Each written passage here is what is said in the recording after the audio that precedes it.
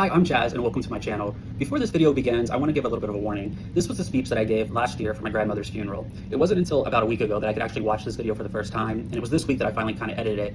I don't expect many people to want to watch it because you don't really know me or my grandmother, but the people that have been with my channel for a long time, I think this might be something that you would want to see, and maybe you get to see a little deeper of me and that relationship that you've heard a lot about, because you've obviously seen how I've flown out to her house so many times, and I then moved here for her, and then I worked on a whole bunch of her rental property, and then I took care of her when she was ill.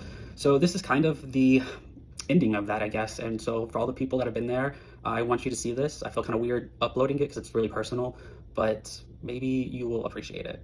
So just a pre-warning, it's a funeral. You will see a casket, but maybe for like 15 seconds at that.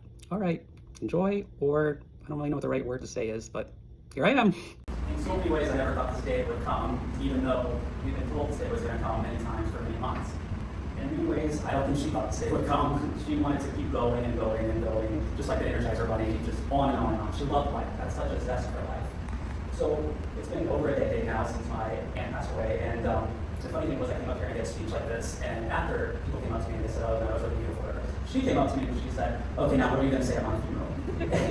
And she said, it cannot be just the biggest memory you have with me should be go nuts. I don't want to hear it. And while that is a huge memory I have with her, she was really good about making sure that she left us with so many memories to take with us forever and ever. I thought so long and hard of how could I sum up Sadie Marie, such a unique person that I don't really think I've ever met somebody like her, and probably never will. She had such a character about her. She loved to be silly. She loved to make people laugh, even if that was at her own expense. She would kill for the laugh. You know, it just brought her so much joy to see somebody else respond and not laugh. The same thing that she loved to do was laugh. And up here you'll see some pictures of her. You can see just that laugh that she had, and it really, really meant something to her. It really got her. It was such a beautiful, whole-body laugh. And it's something that will always be in my mind thinking about her. So I thought, okay, maybe I can't really fully sum her up. I can at least tell you my experience with her.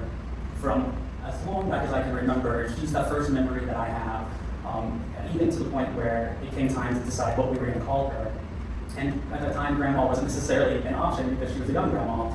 And so as she was kind of saying some different things, Nanny stuck out to me, and I said, let's do Nanny. And I'll never forget that. I just remember it, took it, and now to so many people, she's known as Nanny. And then from that moment on, she was dedicated to being the best grandmother she could possibly be. Whether that was taking us to the circus, taking us to the ice skates, the zoo, you name it. She wanted to make sure that we got some culture in us and we had memories with her. She was still a kid at heart, so it just made sense that she would come along with us, and she was having just as much fun.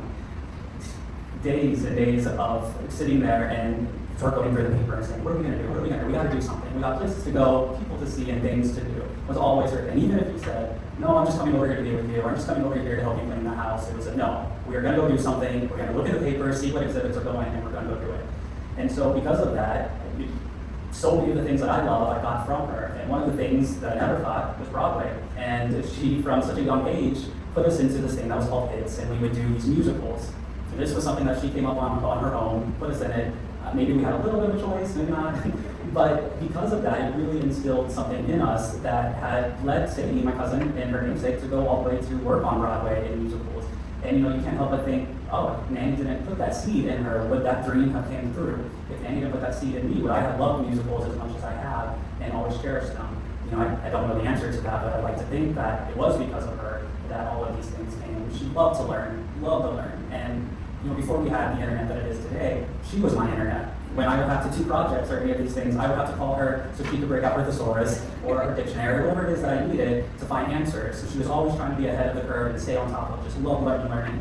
And then when she got older, maybe with technology wasn't her favorite thing, with learning that type of stuff. But if it was still time to go to a museum or something like that, she would always be down. And one of the things that she in her later life really loved to do was go gambling.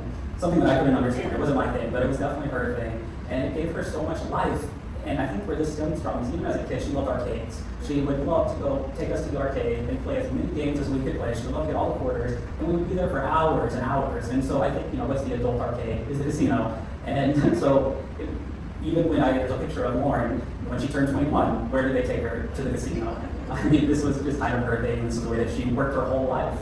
And so she wanted to play in the end, and I think she deserved it. I mean, she didn't just work one job, she worked multiple jobs at times to make sure that she could provide. The difference between her and my grandfather was she knew when to put work aside for family and family time. He loved to work, and she would have to ground him and say, okay, you have to be home this Sunday. This Sunday, we're spending with family, we're going to the movies, whatever it is, you have to be home. And there was many times he did not come home, and she got very angry. One of the times that will always stick out with me, and it kind of is the epitome of her, he really, really upset. They were going, and they would go to these dances, and she would put it on with Coca-Cola, and she loved to get dressed up for these events. And so she had gotten all dressed up. He knew the time he was supposed to be there and taking her, and she's waiting, he doesn't show up. He gets some beer cans in the fridge.